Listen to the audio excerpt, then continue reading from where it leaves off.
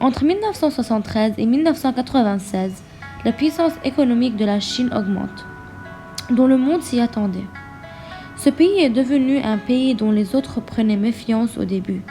C'est un pays qui n'a pas de soft power. Alors on peut dire que la Chine fait peur aux autres autour d'elle. Donc, nous avons une montée de la puissance de la Chine, alors une menace. Le monde tremblera. Par Alain Périphite. Dans son ouvrage Quand la Chine s'enverra. En 1949, on a deux branches présentes. La première, c'est la fondation de la République communiste de la Chine dirigée par Mao Zedong et la partie nationaliste qui est dirigée par Jiang Zemin. Nous nous demanderons donc sur la Chine et le monde depuis 1949. Premièrement, on va aborder la Chine de Mao de 1949 à 1976 avant de parler de l'émergence d'une puissance internationale depuis 1978.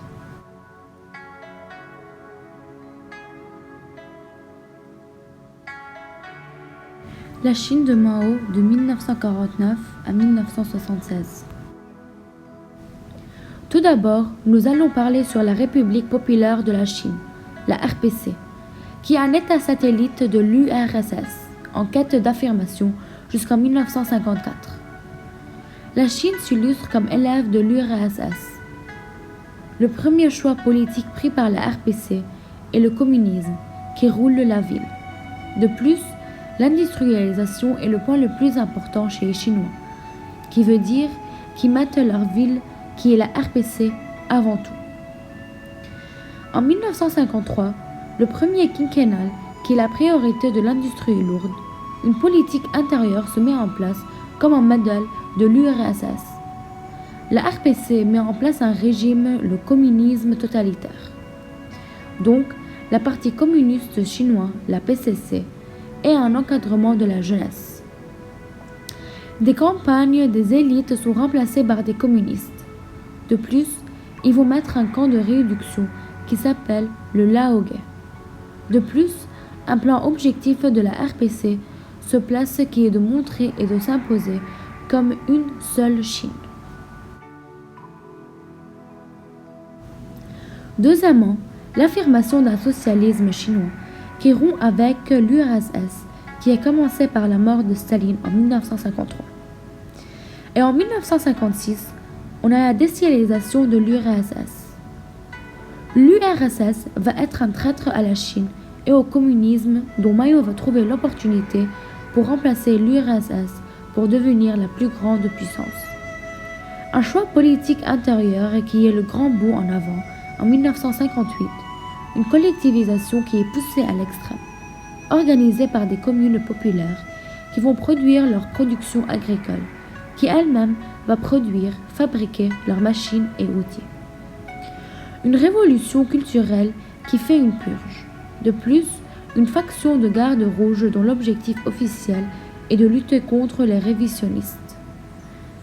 La révolution culturelle va détruire les temples bouddhistes ou vont les transformer en musées. Puis, pour la politique extérieure, une rupture avec l'URSS en 3 différentes dates. En 1962, on a une crise de Cuba. La RPC accuse officiellement l'URSS de trahison. En 1963, tous les conseils sont exclusifs. Et enfin, en 1969, on a un incident à la frontière qui fait craindre un réel conflit.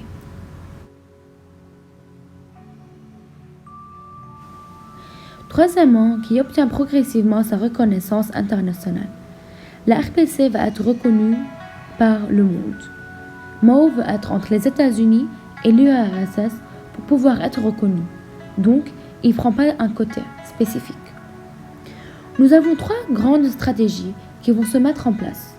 Tout d'abord, c'est de devenir leader du tiers-monde. Premièrement, ministre Zhou. En 1955, la conférence de Bandung qui rassemble tous les pays décolonisés. La RPC va aider les pays africains à s'associer sur le même modèle que le maoïsme. En 1967, le mouvement de Khmer Rouge à Cambodge et, en 1975, ce mouvement va prendre le pouvoir. Une dictature répressive se met en place qui est plus violente et plus de 20% de morts. Ensuite, une multiplication d'armes atomiques en 1964. Et enfin, un rapprochement des États-Unis en 1976, la RPC représentant de la Chine, et en 1972, le premier voyage du président Nixon pour montrer la contradiction entre la RPC et l'URSS. Fin de 1972, la Chine devient unie, le souveraineté de la Chine sur le Tibet. En 1976, Mao meurt, mais réussit d'être reconnu par la seule représentante de la Chine. Et en 1978, Mao va être remplacé par Deng Xiaoping, va renforcer la Chine d'une manière économique qui va le mener à une grande puissance mondiale. Ensuite, on va aborder l'émergence d'une puissance internationale depuis 1978. Premièrement, le tournant économique des années 80. L'objectif de l'économie de marché est d'appliquer le socialisme de marché. 4 piliers se mettent en place. Le premier est l'industrie avec des hautes technologies, une défense nationale et agriculture.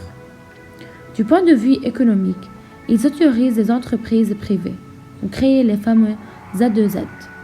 Du point de vue de la politique intérieure, en 1979, ils mettent en place la politique de l'enfant unique.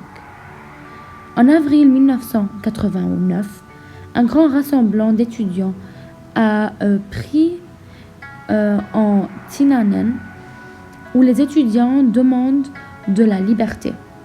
Le gouvernement envoie chars d'assaut par le massacre Tiananmen.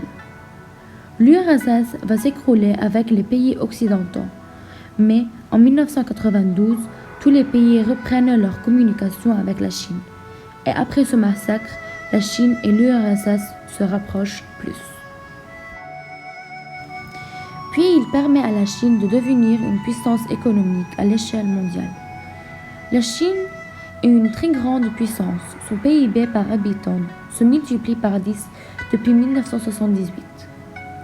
La Chine va devenir une des premières exportateurs mondiales en s'intégrant à la NDIT. Devient une énorme exportateur mondial. En 2001, l'Organisation mondiale du commerce augmente ses exportations. En 2010, la Chine dépasse le Japon en PIB et puis en 2014, les États-Unis. Des grands investisseurs dans le monde, spécifiquement en Chine à partir des années 2000. La Chine offre des infrastructures au pays. Les Chinois vont aussi mettre en place un système de transport, des nouvelles routes de soie, en 1000 millions de dollars par le nouveau président Xi Jinping.